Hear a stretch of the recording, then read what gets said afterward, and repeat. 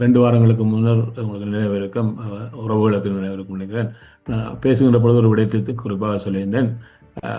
இலங்கைக்கு, அதாவது இலங்கையில் இறங்கிய பேரினத்தின் பின்னர் இறங்கிய அமெரிக்காவினுடைய C-130F ரக விமானங்களுடைய தரையிறக்கமும் அதன் பின்னால் இருக்கக்கூடிய ஆபத்துகளும் என்று சொல்லுகின்ற பொழுது, இந்த ஆபத்து வெனிசுலாவிலிருந்து ஆரம்பிக்கிறது. வெனிசுலாவை சுற்றி வளைத்து அமெரிக்க இராணுவம் இருக்கிறது. அங்கு ஆரம்பிக்கக்கூடிய ஒரு போரியல் உலகளாவி பல்வேறு இடங்களில் தாக்கம் செலுத்துவதிலும் அது பெரும் தாக்கம் இலங்கைக்கு இருப்பதும் என்பதை பேசியிருந்தோம். இப்பொழுது எதை சொல்லியிருந்தோமோ அது இந்த ஆண்டினுடைய ஆரம்பத்தில் நடக்க ஆரம்பித்திருக்கிறது.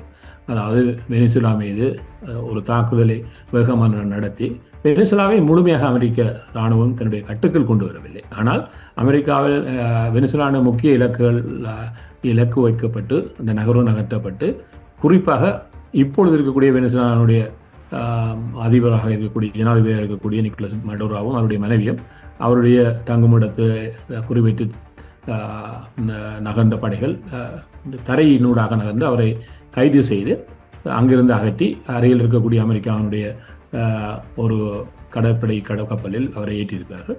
இப்பொழுது அவர் அமெரிக்காவுக்கு அடுத்து வரப்படுகிறார்.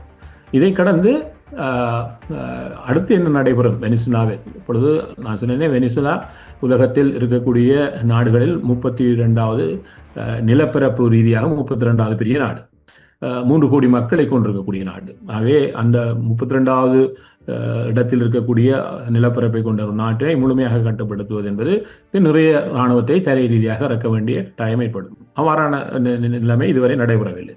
அதாவது முதலில் தங்களுடைய நகர்வுக்கு எந்த ஒரு இடைஞ்சலும் இல்லாமல் இருக்கக்கூடிய கடற்படை, விமானப்படை நகர்வுகள் குறிப்பிட்ட இலக்குகளை மையப்படுத்தி மட்டும் நகர்ந்திருக்கிறது.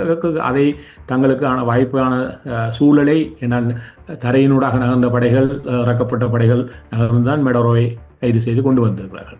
ஆகவே அவ்வாறான நகர்வுகளின் பொழுது தங்களுக்கான எந்த ஒரு அச்சுறுத்தலும் வராமல் இருப்பதற்காக ஒரு முக்கிய இலக்குகள் அடையாளம் காணப்பட்டு, குறிப்பாக இராணுவ இலக்குகள் அடையாளம் காணப்பட்டு தாக்கப்படுவதும் அதனூடாக இந்த நகர்வு நடத்தப்பட்டதும் என்ற ரீதியில் இது நடைபெற்றிருக்கிறது. இன்னொன்று, வெனிசுலாவில் இருக்கக்கூடிய இதுக்கு ட்ரம்ப் ஏன் வெனிசுலாவை திட்டமிடுகிறார் என்பதற்கு ஒரு விடயம் கூறியிருந்தோம். அது முக்கியமான விடயம் வெனிசுலாவில் இருக்கக்கூடிய எண்ணெய் வளம் தான். அதாவது உலகத்தில் எண்ணெய் வளம் அதிகமாக கொண்டிருக்கக்கூடிய முதன்மை நாடே உலகத்தில் வெனிசுலா தான்.